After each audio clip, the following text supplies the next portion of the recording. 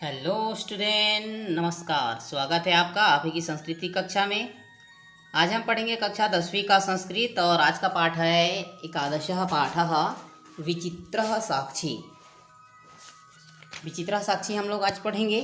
चलिए पाठ प्रारंभ करते हैं। तो प्रस्तुत पाठ श्री ओम प्रकाश ठाकुर द्वारा रचित कथा का संपादित अंश है। यह कथा बंगला के प्रसिद्ध साहित्यकार बंकिम चंद्र चटर्जी द्वारा न्यायाधीश रूप में दिए गए फैसले पर आधारित है। ये जो बंकिम चंद्र चटर्जी जी हैं वो कौन है? हमारा जो राष्ट्रगीत है वंदे मातरम, तो उसके जो रचयिता हैं श्री बंकिम चंद्र चटर्जी जी। तो वो जो है न्यायाधीश के रूप में दिए गए फैसले पर आधारित है। यह जो पाठ है, सत्य असत्य के निर्णय हेतु न्यायाधीश कभी कभी ऐसी युक्तियों का प्रयोग करते हैं जिससे साक्ष्य के अभाव में, साक्ष्य मतलब गवाह के अभाव में भी न्याय हो सके। इस कथा में भी विद्वान न्यायाधीश ने ऐसी ही युक्ति का प्रयोग कर न्याय में सफलता पाई है। चलिए पाठ देखते हैं। कश्चन निर्धनो जनः भूरि परिश्रम्य किंचित वित्तम उपार्जितवान्। कोई निर्धन व्यक्ति या किसी निर्धन व्यक्ति ने भूरि परिश्रम्य अर्थात अत्यधिक परिश्रम करके किंचित कुछ वित्तम उपार्जितवान अर्थात वित्तम उपार्जितवान। किसी निर्धन व्यक्ति ने अत्यधिक परिश्रम करके कुछ धन कमाया। सः स्वपुत्रम् एकस्मिन् महाविद्यालये प्रवेशं दातुं सफलो जातः। और वह जो व्यक्ति है अपने पुत्र को एक महाविद्यालय में प्रवेश दिलाने में सफल हुआ। वह जो है अपने पुत्र को अत्यधिक परिश्रम करके धन कमाया और अत्यधिक परिश्रम करके कुछ धन कमाया और अपने पुत्र को महाविद्यालय में प्रवेश दिलाने में सफल हुआ। तत्तनयः तत्रैव छात्रावासे निवसन अध्ययने संलग्नः समभूत। और उसका जो पुत्र है वही छात्रावास में निवसन रह करके अध्ययने संलग्नः समभूत, अध्ययन कार्य में संलग्न हो गया। एकदा सपिता एक दिन उसके पिता तनुजस्य रुग्णताम आकर्ण्य। एक दिन उसका जो पिता है या एक बार वह पिता तनुजस्य अपने पुत्र के रुग्णताम आकर्ण्य रोगी होने की खबर को सुन करके या अपने पुत्र की बीमारी को सुन करके व्याकुलो जातः व्याकुल हुए। पुत्रम द्रष्टुम च प्रस्थितः और पुत्र को देखने के लिए प्रस्थान कर गया। वह जो है अपने पुत्र की बीमारी को सुन करके व्याकुल हुआ और अपने पुत्र को देखने के लिए प्रस्थान कर गया।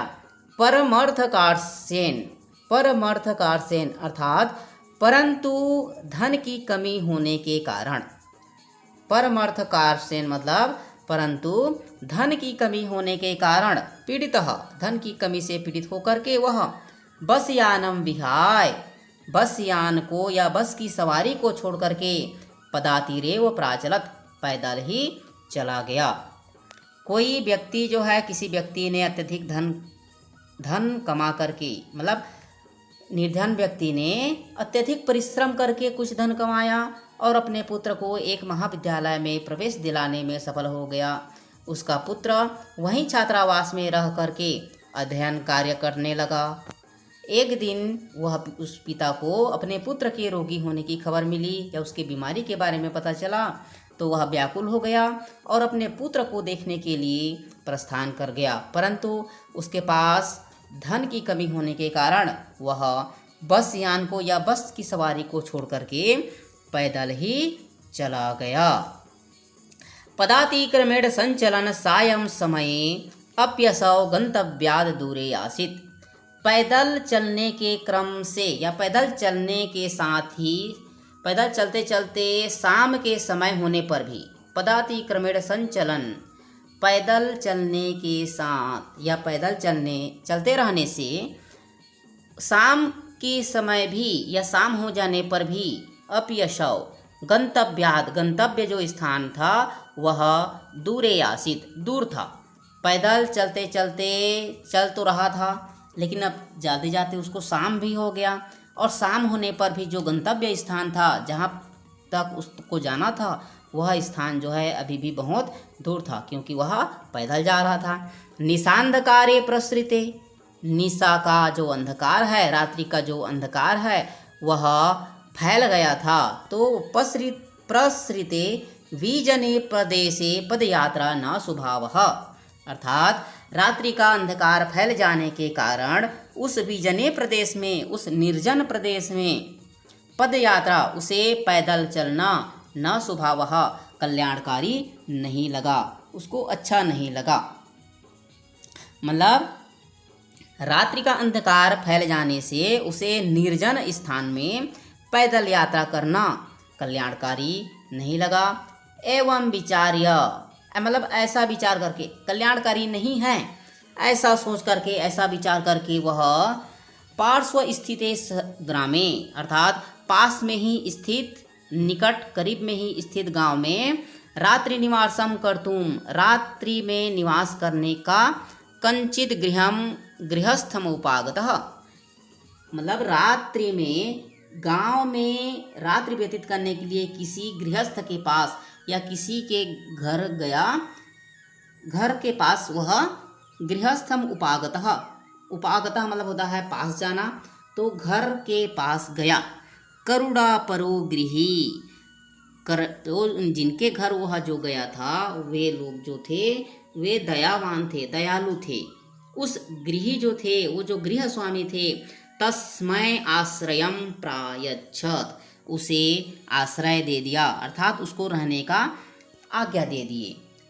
विचित्रा दैवगतिः, विचित्रा दैवगतिः, जो भाग्य की जो गति है, भाग्य की जो लीला है वह विचित्र है। विचित्रा दैवगतिः, दैवगतिः मतलब होता है भाग्य की लीला, विचित्र है, भाग्य की जो लीला है वह विचित्र है। तस्यामेव रात्रौ तस्मिन् गृहे कश्चिन् चौरः गृहाभ्यन्तरं प्रविष्टः, तस्याम एव रात्रौ, उसी रात को ही, उसी रात्रि में ही, तस्मिन् गृहे, उसी घर में, कश्चन चोरः, कोई चोर, गृहाभ्यन्तरं प्रविष्टः, घर के अंदर घुस गया। उस समय जब वह किसी गृहस्थ के घर में रहने लगा तो विचित्र भाग्य की लीला हुई। उसी रात को ही और उसी घर में ही कोई चोर घर के अंदर घुस गया। तत्र निहिताम एकाम मंजूषाम आदाय पलायितः, और वहाँ रखी हुई एक मंजूषा को, मंजूषा मतलब होता है पेटी, संदूक, वहाँ निहित या वहाँ स्थित एक मंजूषा को, पेटी को, संदूक को आदाय ले करके पलायितः, वह भाग गया। वह जो चोर था वहाँ उस घर में स्थित एक पेटी को, एक संदूक को लेकर के भाग गया। चौरस्य पाद ध्वनि ना प्रबुद्धो अतिथिः, चोर के पैर की ध्वनि को प्रबुद्ध जान करके, सुन करके वह अतिथि चौर संकया तमन्वधावत, चोर की शंका से वह उसके पीछे भागा।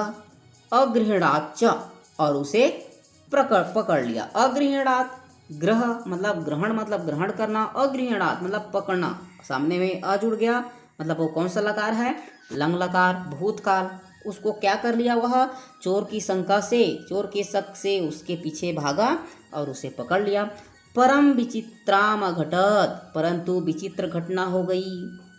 चौरः एव उच्चय क्रोशितुमारभत, चोर ही उच्चय क्रोशितुम, ऊंचे आवाज में, क्रोशितुम आरभत, जोर जोर से चिल्लाने लगा, जो उच्च आवाज में चिल्लाने लगा।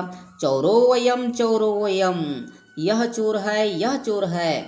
तस्य तार स्वरेण प्रबुद्धाः, उसके जोर से ऊंची आवाज को सुन करके ग्रामवासिनः स्वगृहात्, गांववासी जो थे अपने घर से निकल करके निष्क्रम्य तत्र आगच्छन्, वहाँ आ गए।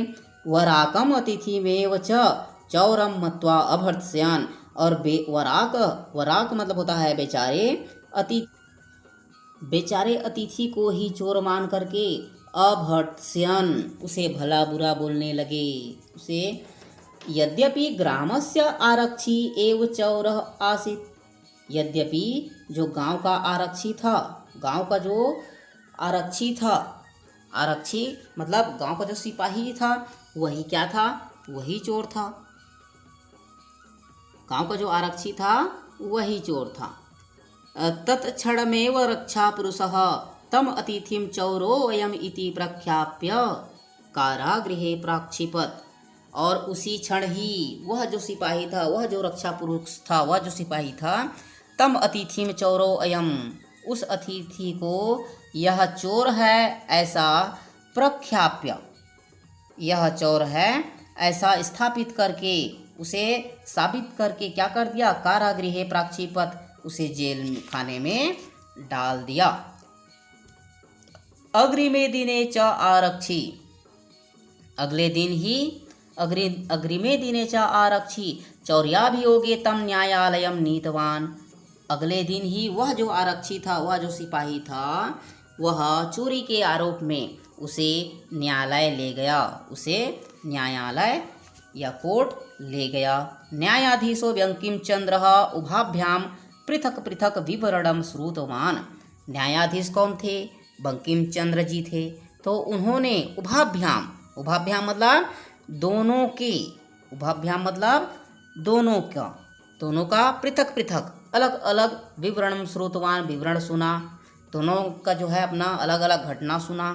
सर्वम वृत्तम अवगत्य, सभी घटनाओं के बारे में जान करके, स तम निर्दोषम अमन्यत, उसे निर्दोष मानते हुए, अमन्यत निर्दोष माना, मतलब दोनों की घटनाओं को अलग अलग सुना और उसने उस अतिथि को सर्वम वृत्तम अवगत, सभी घटनाओं को जान करके, स तम निर्दोषम, उसे निर्दोष माना, और आरक्षिणम च दोष भाजनम, और आरक्षी को, उस सिपाही को दोषी माना। किंतु प्रमाणाभावात्, किंतु सबूत के अभाव में, स निर्णय तुम ना शक्नोत, वह निर्णय नहीं ले सके। ततौ तौ अग्रिमे दिने उपस्थातुम आदिष्टवान, तब उन्होंने उन दोनों को अग्रिमे दिने, अगले दिन, उपस्थातुम उपस्थित होने का, आदिष्टवान आदेश दिया। मतलब अगले दिन जब उस आरक्षी ने चोरी के आरोप में उसे न्यायालय ले गया, तो न्यायाधीश जो बंकिम चंद्र जी थे, उन्होंने उन दोनों का अलग अलग विवरण सुना और सभी घटनाओं के बारे में जान करके उसे निर्दोषी माना, निर्दोष माना, किसको, उस अतिथि को, और आरक्षी को, उस सिपाही को दोषी माना। किंतु प्रमाण के अभाव में, उस सबूत के अभाव में वह निर्णय नहीं ले सके। उन दोनों को उन्होंने अगले दिन उपस्थित होने का आदेश दिया।